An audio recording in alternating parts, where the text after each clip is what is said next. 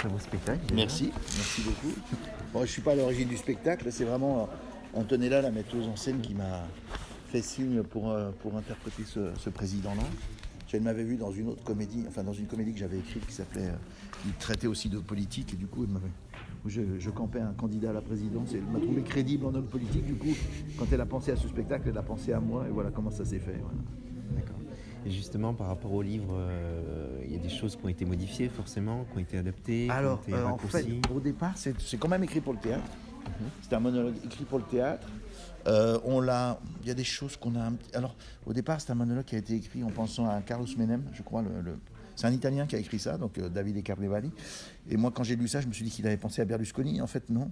Il avait écrit ça en pensant à Carlos Menem, le président argentin des années 80, 90, début. Voilà. Et du coup, il y avait des choses qui ont été. On a enlevé très peu de choses. C'est un texte assez court, mais qui était un peu trop identifiable en termes de localisation ou d'époque, et du coup on a voulu faire quelque chose d'un peu plus universel, d'un peu plus intemporel. Voilà. D'accord. Voilà. Donc ça ne cible personne, ça. Non, alors après il y a plein de gens qui voient des choses. Moi c'est vrai, quand j'ai lu ça, j'ai pensé à Berlusconi tout de suite quand j'ai lu le texte. Il y a des gens qui pensent à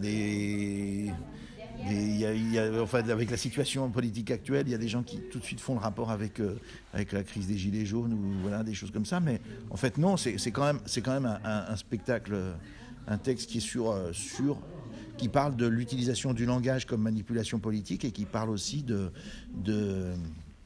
la responsabilité partagée dans l'échec de la démocratie, quand le peuple ne joue pas son rôle de patron de la démocratie, et quand les hommes politiques sont corrompus. Ça peut arriver, donc voilà, il y a une double responsabilité. J'aimais bien dans ce spectacle l'idée que ça renvoie aussi les électeurs et le peuple à sa responsabilité, sa passivité, sa complaisance vis-à-vis de pratiques de corruption ou d'abus, quoi. Voilà, c'est... Et vous, la politique, c'est quelque chose qui vous intéresse Ouais, ça m'intéresse beaucoup, même si je ne suis pas très engagé politiquement, plutôt engagé dans le milieu associatif, mais enfin oui, j'ai des opinions politiques assez tranchées, non pas très tranchées en fait, mais j'ai des opinions politiques et ça m'intéresse beaucoup. Oui, et l'économie aussi. Et l'économie, je ne suis pas très bon en économie, mais voilà, il y a de toute façon, l'économie, ça s'impose aux politiques en ce moment, donc on est obligé de comprendre un peu les deux pour voir dans quel sens ça va chavirer, quoi, voilà.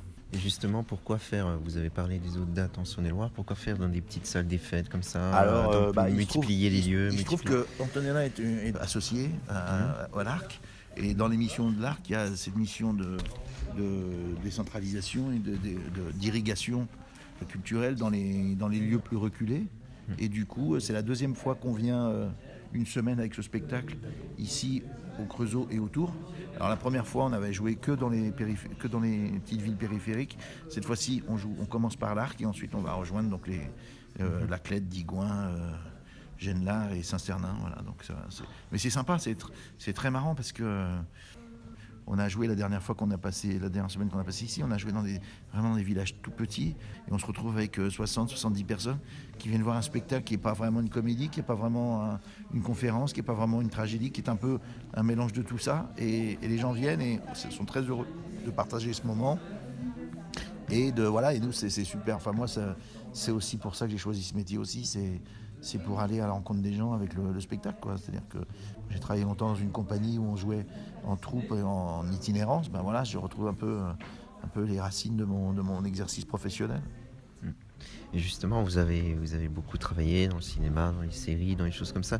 Et vous préférez vraiment la scène? C'est quelque chose qui... Alors, le cinéma, la télé, alors évidemment, c'est vrai que le personnage de Merlin dans Kaamelott, il est tellement aimé par le public d'une part, et tellement aimé par moi, parce que c'est un personnage qui m'a vraiment...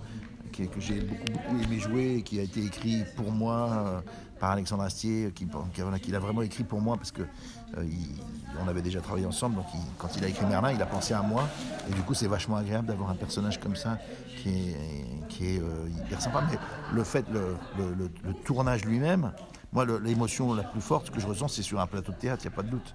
Après, un tournage c'est super intéressant parce que c'est une grosse machine, et on voit fonctionner cette grosse machine avec plein de pièces qui se complètent, et c'est formidable, et quand ça se passe bien c'est super sympa. L'émotion que je ressens sur le plateau, c'est vraiment celle qui m'a fait choisir ce métier, et rien ne la remplace, quoi. en tout cas pas ni la télé ni le cinéma en termes d'émotion de jeu. Moi, je suis très content de pouvoir faire les deux en tout cas. Ouais.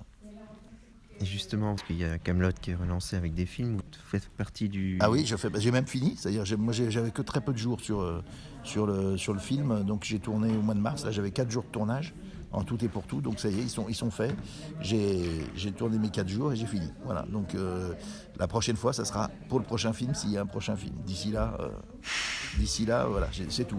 4 jours, c'était pas beaucoup, mais c'était toujours ça, puis ça m'a fait plaisir de retrouver les copains, parce que j'ai retrouvé pas mal de... Enfin, on se voit souvent, hein, par exemple, avec Franck Pitiot, on fait des spectacles ensemble, Jean-Christophe Ambert, je le croise souvent, enfin voilà, on est jamais loin les uns des autres, mais c'était super de pouvoir remettre la perruque et la fausse barbe, c'était vraiment sympa.